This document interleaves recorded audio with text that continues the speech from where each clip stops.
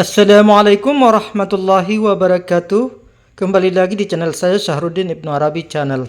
Setelah sebelumnya kita telah unboxing Sunan Nasai jilid 1. Kali ini kita akan mereviewnya ya. Ini kurasian teks hadis. Jadi ini tidak perlu ragu, hadisnya akurat. Seperti benar-benar seperti aslinya ya, baik teks Arabnya dicantumkan secara menyeluruh. Kemudian pembahasan tahara, haid, istighasa, mandi dan tayamum, salat, azan, masjid, kiblat, imamah, permulaan salat, tatbik, salat Jumat, qasar dalam perjalanan. Sampul belakangnya seperti ini, ada keterangannya ya. Nanti silakan dilihat di deskripsinya apa yang tertulis di sini insyaallah. Kertasnya tentunya sudah habis putih. Oke, kita buka. Ini dari penerbit Pustaka Gema Insani ya. Ini disambut bismillahirrahmanirrahim. Ini bisa dilihat Gema Insani Jakarta 2017. Jadi dicetak 2017. Ini keterangan penerbitnya, editornya di sini juga diterangkan ya. Kemudian ada pengantar penerbit. Kemudian selanjutnya pengantar editor penerbit Maktabah Ma'arif sini. Kemudian di sini intinya menjelaskan bahwa ini edisi lengkap ya, baik hadis dhaifnya dan hadis sahihnya dicantumkan secara utuh, tapi tentunya kalau hadis dhaif diterangkan kedaifannya. Ini pengantar cetakan baru Muhammad Nasiruddin Albani. Selanjutnya pengantar cetakan pertama. Ini lumayan panjang ya pengantarnya untuk cetakan pertamanya. Nah, kemudian ini bisa dilihat Muhammad Nasiruddin Al-Albani, Amman, Yordania ya. Ini sudah kita masuk ke daftar isinya. Pembahasan kitab tahara, ta'wil firman Allah, bersiwak dan macam-macamnya, mencabut bulu ketiak, mencukur rambut, kemaluan memotong kumis, doa ketika masuk WC, larangan menghadap kiblat saat buang hajat. Selanjutnya larangan menyentuh kemaluan dengan tangan kanan ketika buang hajat,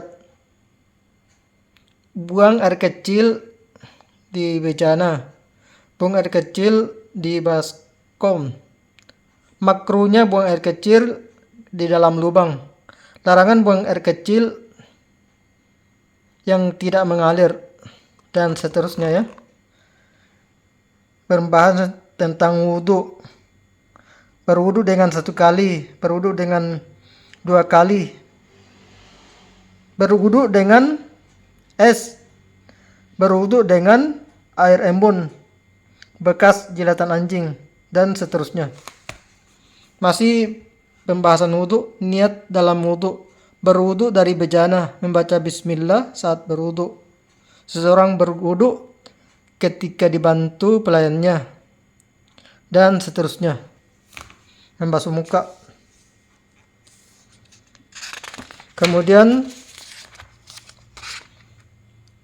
batasan waktu untuk kebolehan mengusap kedua sepatu, wajibnya berwudu, berlebih-lebihan dalam berwudu, perintah menyempurnakan wudu, keutamaan hal tersebut, pahala orang yang berwudu sesuai dengan yang diperintahkan, doa setelah berwudu, hiasan dari wudu, ganjaran bagi mereka yang membaguskan wudu, kemudian perihal mengantuk, dan seterusnya.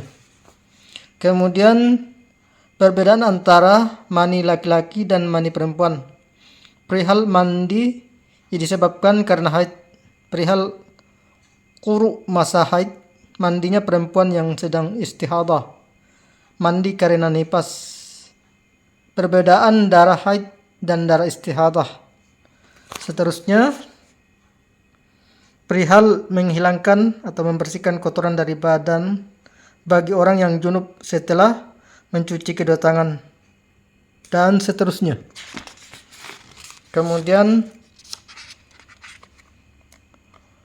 bab orang yang junub ketika hendak makan, maka cukup mencuci kedua tangannya. Bab orang junub ketika hendak makan dan minum cukup mencuci tangannya, kedua tangannya. Bab orang yang junub hendaknya berwudu terlebih dahulu ketika hendak tidur, dan seterusnya. Mencuci baju yang terkena mani. Kemudian selanjutnya tayamum dalam perjalanan. Cara lain tayamum. Sekarang 10 masalah air perihal sumur budoah.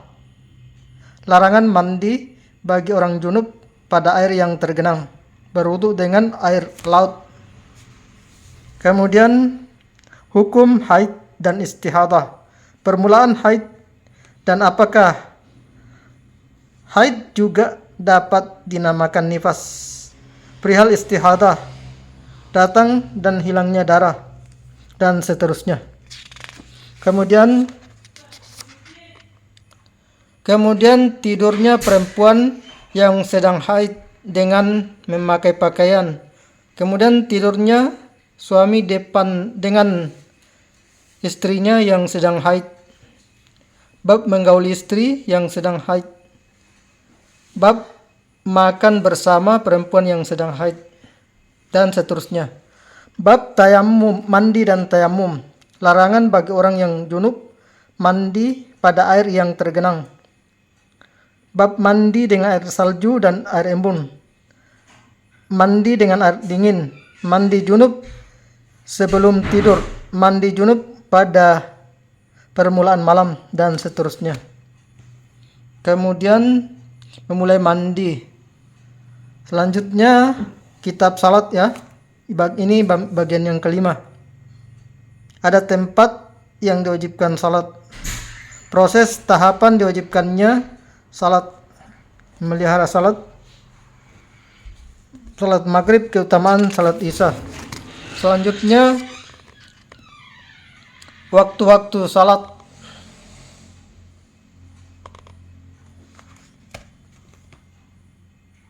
Waktu yang terlarang untuk salat. Larangan salat setelah subuh. Larangan salat ketika matahari sedang terbit, dan seterusnya. Kemudian kitab yang ketujuh, pembahasan tentang azan. Permulaan disyaratkannya azan. Selanjutnya azan di luar waktu salat, dan seterusnya. Berselawat kepada Nabi Shallallahu Alaihi Wasallam setelah azan. Pembahasan tentang masjid.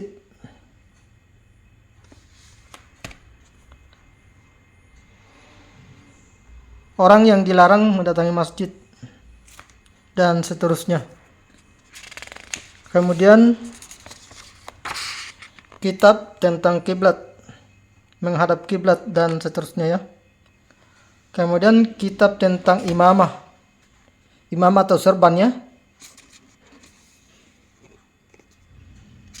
Selanjutnya di sini masih lumayan panjang ya.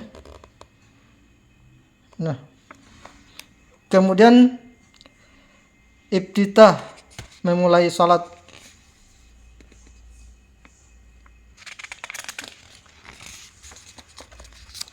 Selanjutnya imam mengeraskan bacaan amin, dan seterusnya. Membaca surah was-samsi dan lain sebagainya.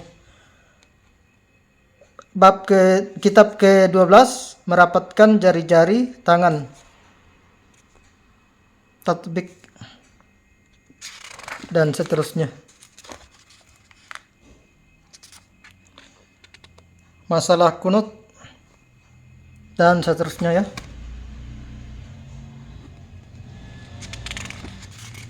Lumayan panjang ya pembahasannya jilid satunya. Bab lupa atau sahwi.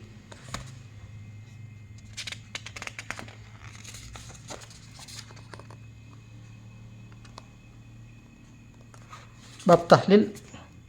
Bab kitab ke-14 tentang Jumat dan berbagai macam hadis yang berkaitan dengannya.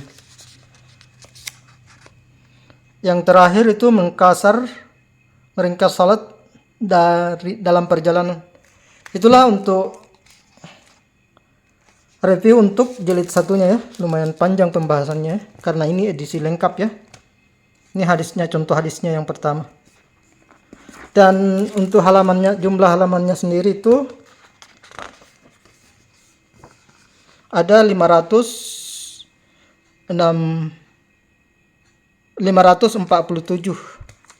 Oke, sampai jumpa pada video selanjutnya pada jilid 2-nya ya. Sekian, assalamualaikum warahmatullahi wabarakatuh.